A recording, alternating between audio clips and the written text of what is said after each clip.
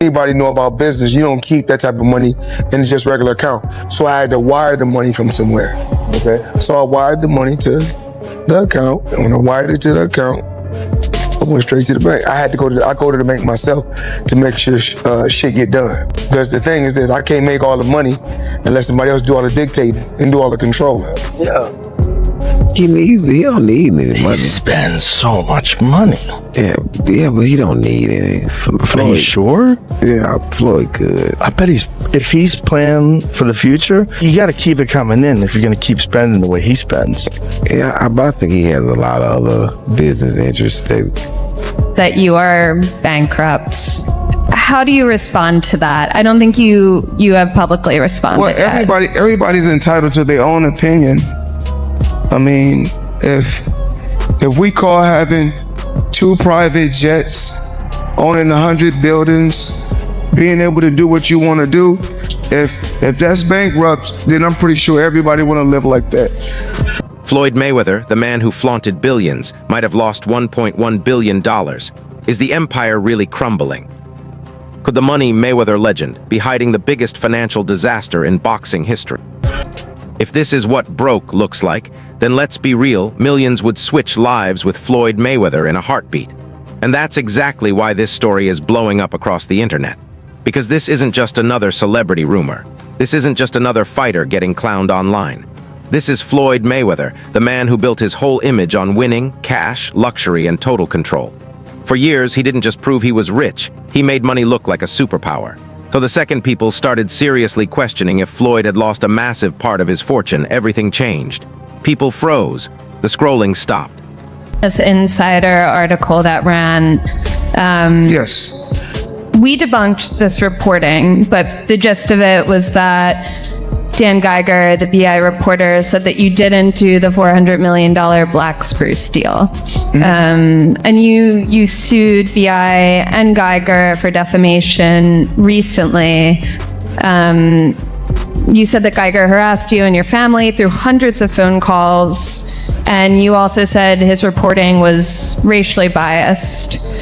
What do you hope to get out of suing Geiger? Why did you do that? Well, I'll leave that to the judge. I'll leave that to the lawyers. I just want the people to know I'm 48 years old. I know you guys want to talk about real estate. Only thing I'm doing is answer the questions. That is a real estate question. Okay, so out of 48 years, I'm 48 years old. And I've never sued a media outlet. The media outlet throughout my life has bashed me, talked bad about me, spoke bad about my family. I'm not a liar. I'm a lot of things, but I'm not a liar. I worked hard to build my name, to build my reputation, and I'm not gonna let anyone go out there and smear my name and talk bad about me, talk bad about my family, or talk bad about my companies. Floyd was never just a boxer. He became a symbol, a brand, a living showcase of excess, power, and financial dominance. He didn't sell himself as humble, quiet, or low-key. He sold the image of Money Mayweather. The guy with more cash, more cars, more diamonds, more confidence, and full control of every room he walked into. Private jets, luxury mansions, custom timepieces, piles of cash on display, designer everything. Lines of exotic cars. Floyd turned showing off into a skill. He made it seem like there was no limit to how far he could rise. That's why the backlash right now feels so huge. When a regular celebrity gets accused. Needs that money. That money has to keep coming in if you're going to live like this. It's not that expensive though, but he's only 46. But he does this with everything, man. He's got $1 million watches. I don't think he buys every pair. I think they give them to him? Yeah, because then you get a video like that. Right. That's smart. And then you get Floyd's Air Force Ones given away for charity. Then you see Floyd's Air Force Ones being handed out for charity. That's when things really took off. The fire went wild as people kept repeating the claim that Floyd Mayweather had somehow lost up to $1.1 billion. Whether that number is true, stretched, or twisted by the internet, it didn't matter anymore. The impact was already there. The headline was too strong, too dramatic, too hard to ignore. Suddenly, it was everywhere. Podcasts started talking about it. Social pages pushed it non-stop. Reaction channels jumped on it fast. Fans, critics, even people who don't watch boxing all had something to say. Because when you hear that a man who made over $1 billion might be under financial pressure, your mind instantly asks one thing. How does that even happen? Invest in a brand new cash counting machine specifically for Floyd. The one we had, you know, it was just not that great, so we spent a little more money and got the best one, and it's... To send one clear message. How can anyone say I'm broke when I still control major assets? And honestly, that's where things get really interesting. Because Floyd's supporters see all of this as pure internet noise. Their point is simple. If a man still owns luxury homes, high-end businesses, valuable assets, and can still access private jets and elite living, then calling him broke sounds crazy. In that version, no one is exposing Floyd. People are just misunderstanding what real wealth at that level looks like. He might not have all his money sitting in one bank account, but that doesn't mean the empire disappeared. And that mindset feels very Floyd. Proud, flashy, defiant, and completely unwilling to let the public decide how his story ends. But then the other side steps in, and that's where things start getting risky for his image. Critics came in with a completely different take. They said the question was never about Floyd earning huge money. Everyone knows he did. The real concern is what happened after the money showed up. And once people lock in on that, Floyd's lifestyle becomes hard to ignore, because he never pushed the image of holding back. He pushed excess. He showed a level of wealth that had to be seen, felt, and constantly put on display. He created a whole world. I'm pretty sure I'd be upset too if I was somebody else. I'd be mad at Mayweather too. 29 years and 30 years you keep getting money like this. I'd be mad too. I'd be hating on Mayweather too. Continue to hate. You know, people only talk about winners. I'm a winner, so continue to talk. Keep your bread fresh. Put it in the bag.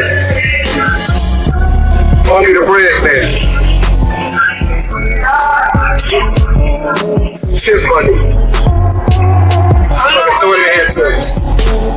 Throw it in the Floyd bag. See, I'm born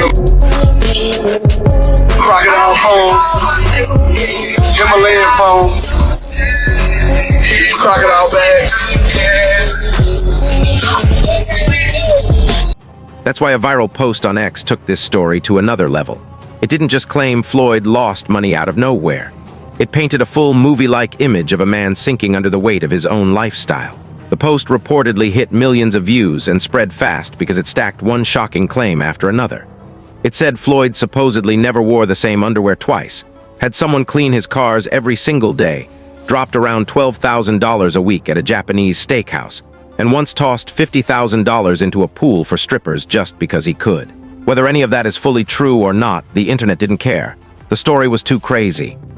He's still waiting on the 1.5 from Floyd Mayweather. He made this video simultaneously with the beef with Le'Veon, and I don't know, maybe it's coincidence, maybe it isn't. Floyd Mayweather versus Manny Pacquiao 2. The fight nobody asked for except me. I need this because if Floyd wins, he can finally pay me my $1.5 million. I don't care about the legacy fight. I don't care that these men have a combined age of 100 years. I care that Floyd Mayweather, the best boxer alive, uses those same hands that made him 100 million to Venmo me my money. And Floyd, if you're watching this, win it and pay me back or I'm gonna send my goons after you. Gotcha. Hey. I really don't know why I watched that. Yeah, listen, dude. Logan is, again, functionally a coward for not doing this. I was really excited for it, too. I couldn't wait. That was about to be content, son. But, I mean, okay, yes. I understand if he is under WWE contract, they're not going to allow him to do. The story kept stacking details. Diamond-covered electronics. A ring said to be worth $10 million. A garage full of luxury cars. Private jets priced in the tens of millions. Big gambling losses. A reported $7 million jewelry theft. Tax trouble. Even talk of a possible $22 million IRS issue. And claims that a lot of Floyd's money might be locked up, not easy to access as cash. Then came rumors about one of his jets being sold. Pressure from creditors. Unpaid taxes tied to business deals, and public talk about the alleged $1.5 million still connected to Logan Paul. Once all of that gets packed into one online. 19 million of the money was lost. So to lose 19 of 20 million, I mean, what, did you go to the casino over and over? Like, you know, So Recknitz, now mind you, this is Floyd's new buddy, his new financial advisor. Recknitz became what prosecutors called, quote, one of the single most important and prolific white-collar cooperating witnesses in the recent history of the Southern District of New York, testifying in multiple federal corruption trials. He claimed to have weekly phone conversations with Mayor de Blasio on his personal cell phone in exchange for campaign contributions. De Blasio, of course, was never charged. Now in court, Recknitz paints himself as a changed man. While living in New York, I felt pressure to become a big shot, he told the judge. Sound familiar? Sound familiar? That's exactly why this whole saga hits so hard online. Floyd spent years creating a flawless legend, and now the internet is flipping that same legend against him. For a long time, the flex worked. It made him look untouchable, like a man who cleared every level of the game.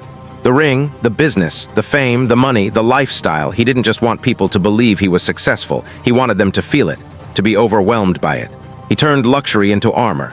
He turned money into identity.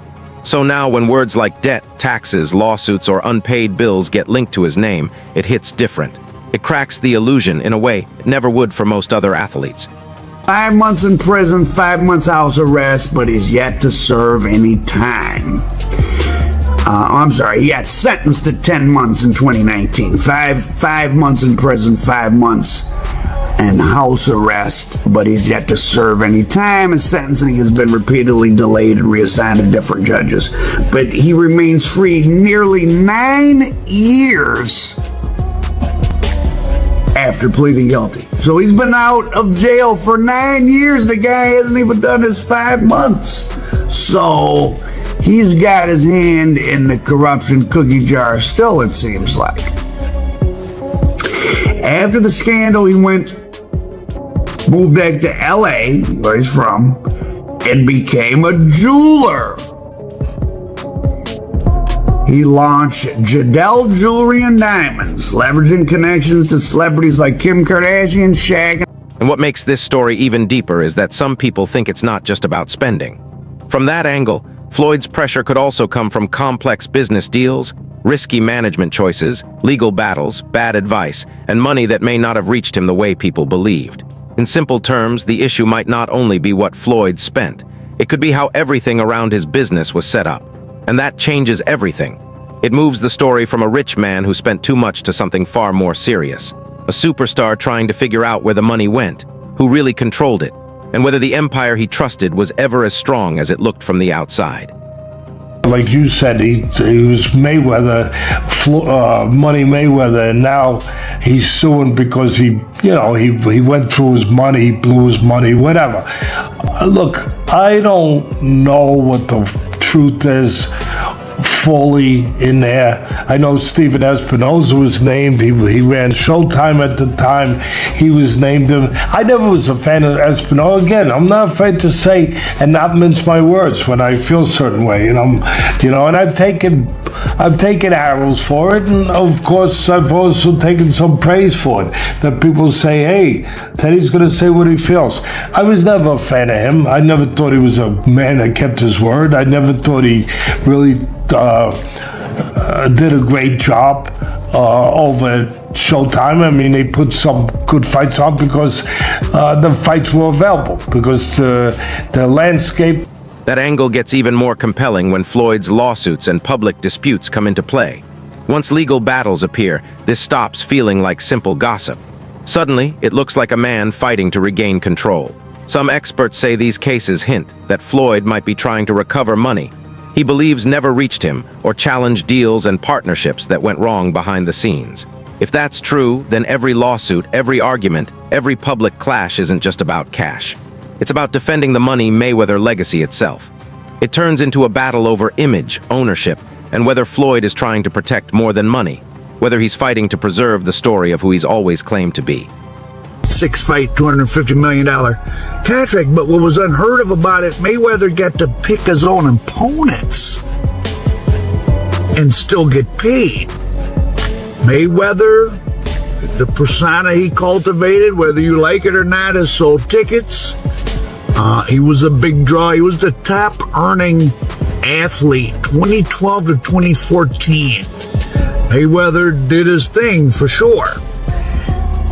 But in this lawsuit, it is alleged that while Mayweather was paid several $100 million through his different associated, those 6 fights with Showtime, and then after that he did the Pacquiao, for which he received a $100 million check, but he was supposed to get $200 million. He got a $100 million check, but he was supposed to get, so it's easy to get blinded, like, it's a lot of money, but if you're supposed to get. What makes this whole situation even harsher is how fast public opinion can flip. There was a time when Floyd Mayweather stood for discipline, smarts, dominance, and total financial control. Even people who didn't like him had to respect the results. He was undefeated. He made insane money. He ran his business better than almost anyone in boxing history. But fame is ruthless. The same crowd that cheers when you look untouchable is often the first to mock when they sense a flaw. And that's exactly what seems to be happening. Now, the public that once admired the shine is scrutinizing every crack in the glass. Conor McGregor, huge. He fought Pacquiao. So now he's talking about fighting Mike Tyson. He does seem to be having money problems. And I don't care how many goddamn watches he bought, the amount of money he made boxing, unless he's been getting swindled on the business end. Once you start getting into having hundreds of millions of dollars, you're getting $10, $15 million a year or 20, 30, $40 million a year in interest.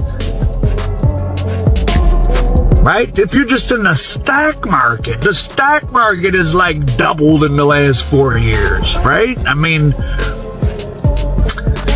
so Al Heyman is this, he's not like a Don King, he doesn't have that reputation, he has this, that he's a brilliant businessman, he stays total. No one can deny that Floyd built one of the most insane lifestyles in sports history. He lived in a way that almost seemed unreal.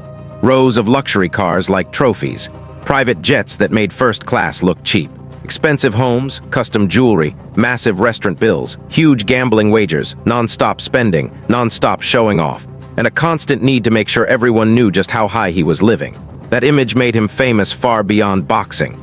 But it's also why these rumors feel so believable to so many now. When you turn excess into your identity, people naturally start thinking that excess could also be your downfall. According to TMZ, let's get to the TMZ. Floyd Mayweather sues Showtime, saying, "I'm missing hundreds of millions of dollars." Floyd Mayweather Jr. says he made over $1 billion in earnings over his legendary career, but the 50-0 fighter claims all the money didn't make it to his bank account. He is now suing Showtime, claiming they played a big role in his ex-manager screwing him out of hundreds of millions of dollars.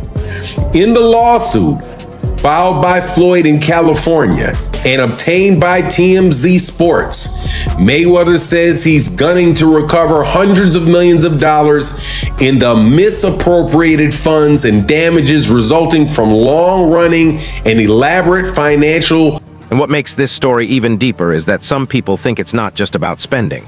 From that angle, Floyd's pressure could also come from complex business deals, risky management choices, legal battles, bad advice, and money that may not have reached him the way people believed.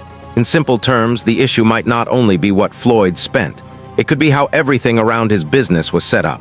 And that changes everything. It moves the story from a rich man who spent too much to something far more serious. A superstar trying to figure out where the money went, who really controlled it, and whether the empire he trusted was ever as strong as it looked from the outside.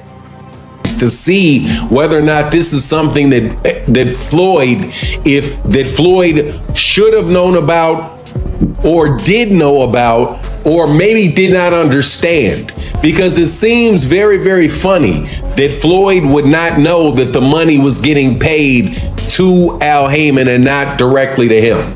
Regardless, I don't know the outcome of that. I will talk about this though. the absolute blatant karma up in Floyd Mayweather's face for all the smack he talked about Muhammad Ali and how Muhammad Ali's name was only worth $50 million and he sold half of his name for $50 million and how he's made so much more money and that makes him all of that.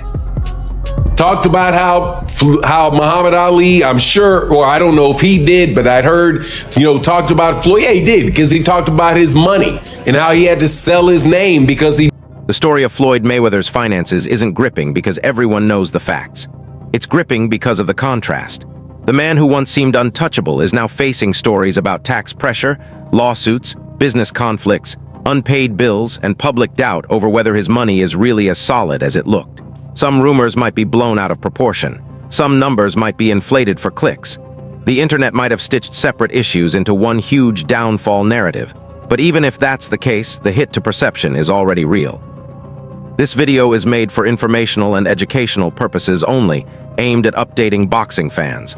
All content is presented under fair use guidelines. We strive to make this video unique, engaging, and more informative for our audience, and AI assistance was used to help create it. This is not financial advice, and all opinions or claims are for discussion and entertainment only, following YouTube's policies.